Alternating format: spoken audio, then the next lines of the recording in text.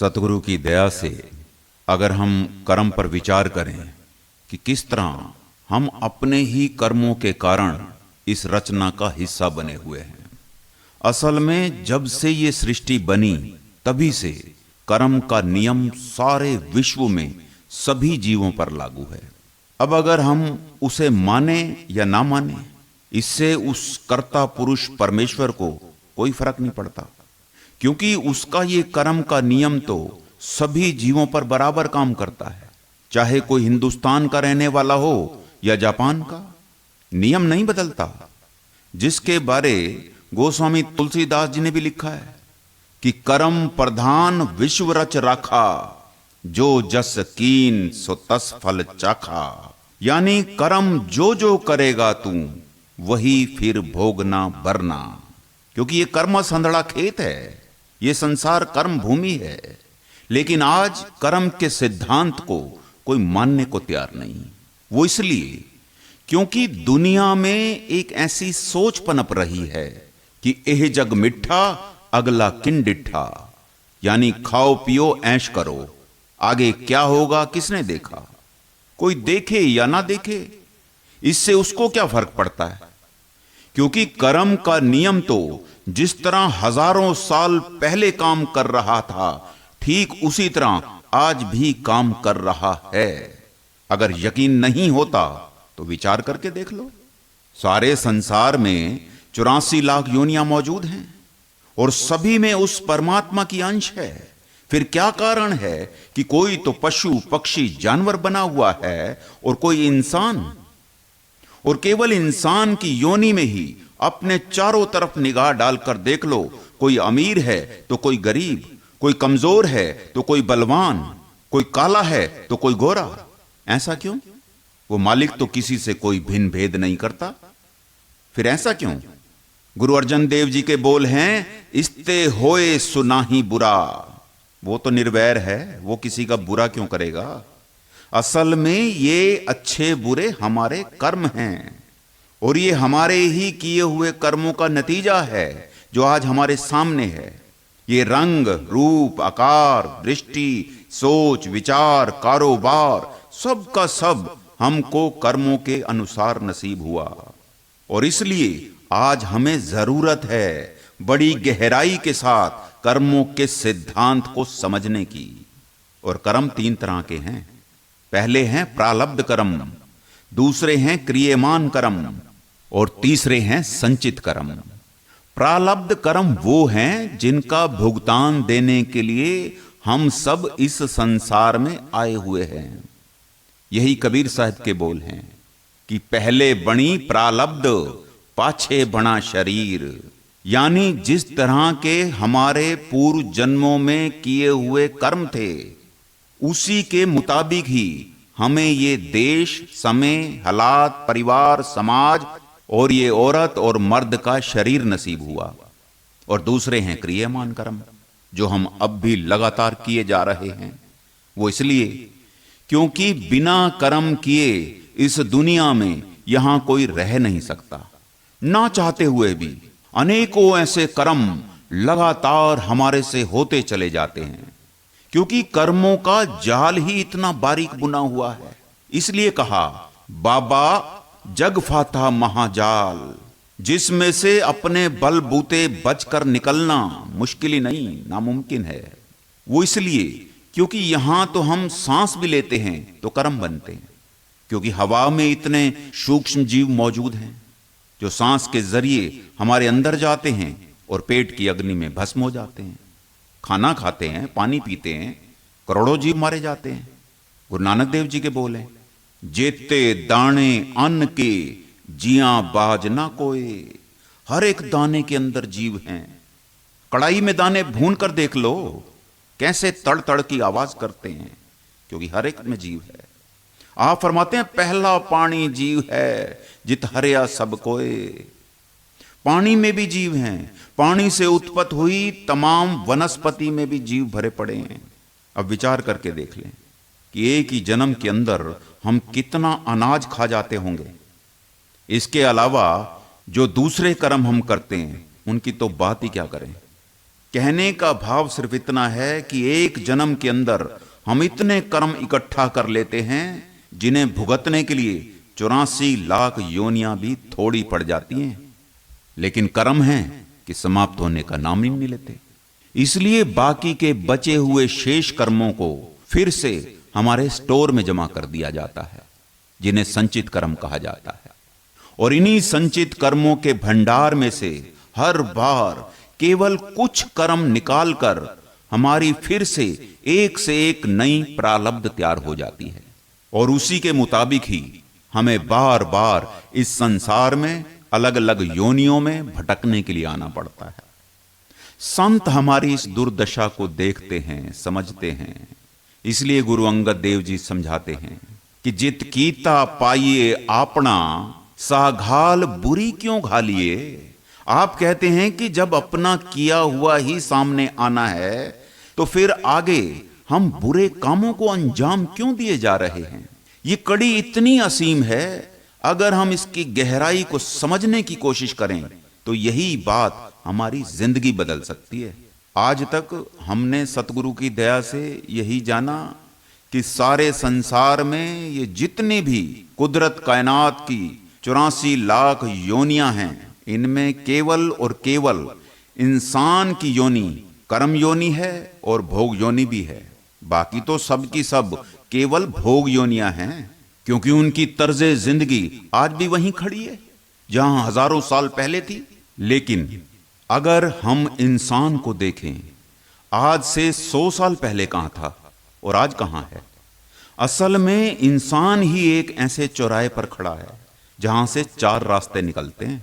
अगर ये बुरे कर्मों में फंसा रहा तो फिर से निचली योनियों में चला जाएगा, और अगर ये दान पुण्य या और अच्छे शुभ कर्मों को अंजाम देता रहा तो स्वर्गों बैकुंठों में देवी देवताओं की योनि में चला जाएगा। और अगर सामान्य कर्म ही करता रहा तो इसी तरह संसार में आता जाता रहेगा। और अगर ये अपने गुरु की मत के अनुसार चल पड़ा तो फिर ये मुड़कर जन्म मरण में कभी नहीं आएगा, बल्कि अपने निज धाम पहुंच जाएगा, जिसके बारे गुरु अमरदास जी ने फरमाया कि सतगुरु की जिसनु मत आवे सो सतगुरु माहे समाना। कहने का भाव यह है कि अब हमारे सामने 4 रास्ते हैं। हम चाहें तो आगे भी जा सकते हैं और पीछे भी, यहां भी रह सकते हैं और गुरु की मत को अपनाकर हमेशा हमेशा के लिए जीवन मुक्त भी हो सकते हैं। अब फैसला हमें करना होगा, क्योंकि ये हमारा शरीर कर्म की धरती है। इसमें कर्म का जो भी बीज बोएंगे वो फल बनकर हमारे ही सामने आएगा। दुनिया की कोई ताकत उसे मिटा नहीं सकती। किसी का धंधा अगर पेट्रोल पंप का हो, वो सारा पेट्रोल अपनी गाड़ी में तो नहीं डलवाता। पता नहीं कितने लोग अपनी गाड़ियों में वहां से पेट्रोल डीजल भरवा कर कहां कहां का सफर तय करते होंगे। किसी का धंधा अगर खेती बाड़ी का है, वो सारी फसल खुद तो नहीं खाता। पता नहीं वो फसल मंडियों में आड़त पर कहां कहां जाकर बिकेगी, कौन कौन उसे खरीदेगा और कितने जीव उसे खाएंगे। मगर इस शरीर रूपी खेत में हमने जो भी कर्म का बीज बो दिया, याद रखें कि उसका जो भी फल होगा वो सारा का सारा हमें अकेले खुद को ही खाना पड़ेगा, क्योंकि उसे ना तो कोई खरीदेगा और ना ही उसे कोई दूसरा खाएगा। यहां तक कि औरत भी अपने आदमी का फल नहीं खा सकती, भाई भाई के कर्म नहीं बांट सकता, मां अपने बेटे के कर्म नहीं उठा सकती। इसलिए तो कहा जाता है कि को न काहू सुख दुख कर दाता, निज कृत कर्म भोग सब भ्राता। यही बात बाबा फरीद ने समझाई कि खेत शरीर जो बीजिए सो अंत खलोवा आए। यानी शरीर रूपी खेत में जो भी बीज बोएंगे वो फल बनकर जरूर सामने आएगा। आज ये जो भी दुख सुख हम भोग रहे हैं, ये हमारे ही किए हुए कर्मों का ही नतीजा है, इसमें किसी दूसरे का दोष नहीं।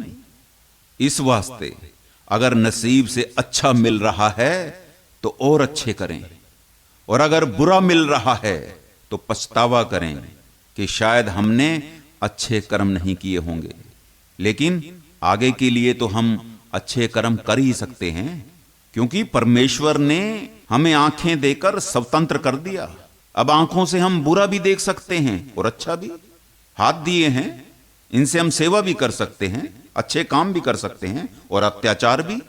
कान दिए हैं, इनसे गुरु की वाणी भी सुन सकते हैं और लोगों की निंदा चुगली भी सुन सकते हैं। जुबान दी है, इनसे मालिक के गुण भी गा सकते हैं, गंदे बोल भी बोल सकते हैं। 2 टांगे मिली हैं, अब जो मर्जी पैर आगे रखें। सीधा आगे रखेंगे उल्टा पीछे हो जाएगा, उल्टा आगे रखेंगे सीधा पीछे हो जाएगा। यानी अगर संसार का कदम आगे रखेंगे तो निराकार पीछे चला जाएगा, और अगर निराकार का कदम आगे रखेंगे तो संसार अपने आप हमारे पीछे आ जाएगा। अब ये हमारी अपनी मर्जी है। इस मामले में परमेश्वर ने हमें स्वतंत्र कर दिया। पशु पक्षी जानवर स्वतंत्र नहीं है, उनका तो रहन सहन खाना पीना पहले से ही प्रकृति में तय है। महाराज फरमाया करते थे, अन्न किए लागे नहीं, किए न बिरथा जाए। कर्म का यह भी नियम है कि किया हुआ व्यर्थ नहीं जाता। जो कर्म हो गया वो तो भुगतना ही पड़ेगा। इसलिए करते वक्त सोचना चाहिए कि मैं क्या करने जा रहा हूं, लेकिन सोचता कोई नहीं। क्यों? क्योंकि मालिक का भय नहीं, कर्मों के सिद्धांत को हम मानते नहीं। लेकिन इस बारे गुरु नानक देव जी के क्या विचार हैं? आप फरमाते हैं, कर्मी आपो आपनी के नेड़े के दूर। यह बात पक्की है कि कर्मों का हिसाब तो देना ही पड़ेगा। यह अलग बात है कि कोई याद दे रहा है तो कोई आगे जाकर भुगतेगा। कर्म के पास ना कागज है ना कोई किताब, फिर भी उसके पास है सारी दुनिया का हिसाब। इस वास्ते बीज बोने से पहले दृष्टि बड़ी दूर तक की रखें। और आजकल तो ऐसी ऐसी लेबोरेटरियां बन गई जो बीज को देखकर पहचान लेती हैं कि फल खट्टा होगा या मीठा। लेकिन हमारे कर्मों का फल क्या होगा, उसके लिए सारी दुनिया में कोई लेबोरेटरी नहीं। उसके बारे तो केवल कोई संत सतगुरु ही कर्म के बीज में से फल पहचान सकता है, आम बंदा नहीं पहचान सकता। संतों महात्माओं ने पहचाना है, इसलिए तो नक्शा बनाकर वाणियों में हमारे सामने रखा है। कुछ ऐसे कर्म भी होते हैं जो शायद संसार में तो उन्नत कर देंगे, लेकिन परमात्मा से बहुत दूर ले जाते हैं। और एक कर्म है भजन बंदगी का, जो परमात्मा के करीब ला सकता है। बुरा कर्म क्या है? जिसके साथ किसी के शारीरिक, मानसिक, आर्थिक और धार्मिक जीवन को चोट पहुंचे, समझना बुरा कर्म है। अब हम विचार करें कि हम किस अवस्था में खड़े हैं। अगर हम किसी की बेइज्जती करने की कोशिश कर रहे हैं तो क्या हमारी इज्जत ज्यादा समय तक रहेगी? अगर हम किसी की गमी में से खुशी ढूंढ रहे हैं तो हमारे जीवन में भी कभी खुशी नहीं रहेगी। इसलिए गुरु गोविंद सिंह जी हमारी तरफ से उस परमेश्वर के आगे मांग रखते हैं कि दे शिवा वर मोहे एहे, शुभ कर्मन ते कबहू न टरूं। कहते हैं, हे मालिक, हमें भी शुभ कर्मों की दात बख्श। क्यों? क्योंकि कर्मों की शुरुआत ही संकल्प से होती है। संकल्प उठा है अगर मन में, तो संकल्प कर्म को जन्म देगा, और ये कर्म निरंतर होता रहा तो ये हमारा संस्कार बन जाएगा, और ये संस्कार स्वभाव बन जाएगा। और जैसा हमारा स्वभाव होता है फिर तो जिंदगी भी वैसी ही होती है, और फिर इसको बदलना बड़ा मुश्किल होता है। क्योंकि स्वभाव को पलटना बंदर को इंसान बनाने के बराबर होता है, और बंदर को इंसान बनाना मदारी का काम नहीं, कोई संत बनाए तो बनाए। जो लोग नई नई चोरी करना सीखते हैं, पहले 2-4 दिन तो उनको बड़ा पछतावा होता है कि ऐसे ही किसी का सामान उठा लिया, मगर जब ये चोरी का कर्म उनका स्वभाव बन जाता है, फिर तो वो चोरी करके भी जश्न मनाते हैं, पार्टियां करते हैं। क्योंकि फिर तो ये चोरी की आदत ही उनको चुरा कर ले जाती है। जो लोग शराब पीते हैं, पहले वो कर्म करते हैं, मगर जब स्वभाव बन जाता है फिर वो शराब नहीं पीते, बल्कि शराब उनको पी जाती है। क्योंकि शराब तो आज भी दुनिया में मौजूद है, ना जाने कितनों को पी गई। कहने का भाव यह है कि स्वभाव होने लग जाता है, जबकि कर्म करना पड़ता है। और बिल्कुल परमार्थ भी इसी तरह काम करता है। नाम का सिमरन या जप पहले करना पड़ेगा। जब मन इसको पकड़ लेगा तो मन में तो जाप होगा, और ये जाप जब स्मृति बन जाएगा फिर करने की जरूरत नहीं पड़ेगी, क्योंकि जब कर्म स्वभाव में उतर जाता है फिर अपने आप होता है। इसलिए सतगुरु हम पर दया मेहर बख्शिश करें, ये हमारा सत्संग सेवा भजन बंदगी करना कहीं हमारा स्वभाव बन जाए। पर होएगा शुरू कर्म से। इसलिए कहते हैं कि कर्म करने से पहले दूर तक की सोचें कि इसका नतीजा क्या होगा। ये अलग बात है कि कुछ बीज ऐसे होते हैं जो दूसरे या तीसरे महीने फल देना शुरू कर देते हैं और कुछ कई सालों के बाद फल देते हैं, लेकिन जैसा हमने बीज बोया है फल तो वैसा ही आएगा। बाबा फरीद के बोल हैं, लोड़े दाख बिजोरियां कि कर बीजे जट। कहते हैं बंदा चाहता तो है कि मुझे बिजोर देश के मेवे मिलें, भाव सुख ही सुख प्राप्त हों, लेकिन बीज बोता है किक्कर के। किक्कर का बीज बहुत ही मुलायम होता है, उस वक्त उसमें से कांटे नजर नहीं आते, लेकिन जब बीज उगता है तो उसमें से कांटे ही कांटे बाहर निकलते हैं। और बिल्कुल इसी तरह विषय विकारों के रस जब इन्हें हम भोगते हैं बड़े मीठे लगते हैं, अगर कड़वे लगें तो भोगेगा कौन, मगर जब इन्हें हम भोग लेते हैं फिर तो इनमें से भी रोग ही रोग फूटते हैं, क्योंकि सुख पहले भोग बनता है, भोग के बाद ही तो रोग बनता है। इस वास्ते बुरे कर्मों से बचने की कोशिश करें, प्रार्थना करें कि हे सतगुरु, रात के अंधेरे में कोई ऐसा कर्म ना करूं जिसे मैं दिन को किसी को मुंह दिखाने के काबिल न रहूं, और दिन के उजाले में कोई ऐसा कर्म ना करूं जिसे मैं रात को चैन की नींद ना सो सकूं। इसलिए गुरु अंगद देव जी हिदायत देते हैं, मंदा मूल न कीचई दे लम्मी नदर निहालिए, यानी भूल कर भी किसी के साथ कोई बुरा काम ना करें। और बुरा काम उसी वक्त होता है जब बंदा मालिक को दूर समझता है। गुरु नानक देव जी के बोल हैं, पहाड़ू आरात छब चोर न लागे। पहरेदार होशियार हो तो चोर की हिम्मत नहीं पड़ती चोरी करने की। अगर हमारा मन जागता हो गुरु के शब्द के साथ, क्योंकि मन रिमोट है इंद्रियों का, पहले मन में संकल्प आता है, हाथ तो बाद में चोरी करते हैं। पहले मन संकल्प लेता है गंदा बोलने का, जुबान तो बाद में बोलती है। पहले मन संकल्प लेता है बुरा देखने का, आंखें तो बाद में देखती हैं। पहले मन संकल्प लेता है गलत जगह जाने का, पैर तो बाद में जाते हैं। कहने का भाव कि हर कर्म को फल तक देखने की कोशिश करें, क्योंकि कर्मों का बोझ बड़ा भारी है। जैसे कोई चीज पत्थर के तले दबी होती है, ठीक उसी तरह हमारी आत्मा के ऊपर कर्मों का बोझा चढ़ा हुआ है, और सिवाय संत सतगुरु के और किसी की ताकत नहीं कि हमें कर्मों के बोझ से मुक्त कराए। इसलिए गुरु रामदास जी महाराज ने फरमाया कि गुरु हाथ धर्यो मेरे माथा, जन्म जन्म के किलविख दुख उतरे, गुरु नाम दियो ऋण लाथा।